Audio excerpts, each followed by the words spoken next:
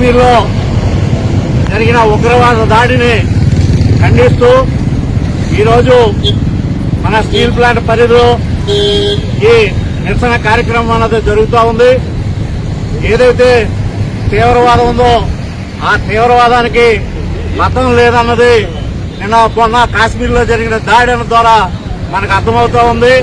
ఏదైతే ఈ దాడి ఉందో ఈ దాడిని మనం తీవ్రంగా ఖండించాల్సిన అవసరం అన్నది ఉంది. ఏదైతే కేంద్రంలో ఉన్న ప్రభుత్వం బీజేపీ ప్రభుత్వం ఈ దేశంలో ఉన్న 370 ఆర్టికల్ ని రద్దు చేయడం ద్వారా మొత్తం ఏదైతే తీవ్రవాదం ఉందో తీవ్రవాదాన్ని మేము మొత్తం నిర్మూలించామని చెప్పి చాలా గొప్పగా చెప్పారు. కానీ ఈ రోజు కాశ్మీర్ లో జరిగిన దాడిని చూస్తే ఈ దేశానికి రక్షణ లేకుండా చేస్తున్నారన్నది మనకు అర్థమవుతూ ఉంది. పబ్లిక్ గా ఎవరైతే పర్యాటకులు తిరిగే ప్రాంతానికి తీవ్రవాదులు వచ్చి పర్యాటకుల్ని తుపాకీలతో కాల్చి చంపిన సంఘటన అనేది చాలా దుర్మార్గమైన చర్య. దీని వెనకాల ఎవరున్నా కానీ వీళ్ళందరినీ దారుణంగా శిక్షించాలని చెప్పి మేము డిమాండ్ చేస్తా ఉన్నాం. ఏదైతే ఈ దాడి జరిగిందో ఈ దాడిని మతం వైపు తిప్పి మొత్తం మతాల మధ్యన చిచ్చు పెట్టే ప్రయత్నం అనేది ఈ రోజు జరుగుతుంది.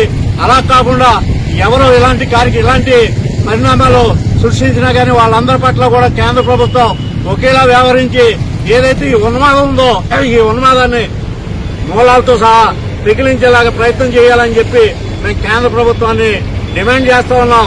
ఇదే సందర్భంలో ఎవరైతే ఈ దాడిలో చనిపోయిన మృతులు ఎవరైతే ఉన్నారో వారందరికీ మేము శ్రద్ధాంజలి అన్నది ఘటిస్తా ఉన్నాం. అలాగే వారి కుటుంబాలకి సానుభూతిని మేము చూపిస్తూ ఎవరైతే ఈ దాడిలో గాయపడిన వారు కానీ చనిపోయిన వారి కుటుంబాలని కేంద్ర ప్రభుత్వం ఆదుకోవాలని చెప్పి మేము డిమాండ్ చేస్తా ఉన్నాం. మొత్తం ప్రజానీకం అందరూ కూడా ఈ దాడిని తీవ్రంగా ఖండించాలని భవిష్యత్తులో ఇలాంటి మతోన్మాద చర్యల్ని ఎదుర్కోవాలని చెప్పి మేము మొత్తం ప్రజానీకానికి పిలిపిస్తా ఉన్నాం.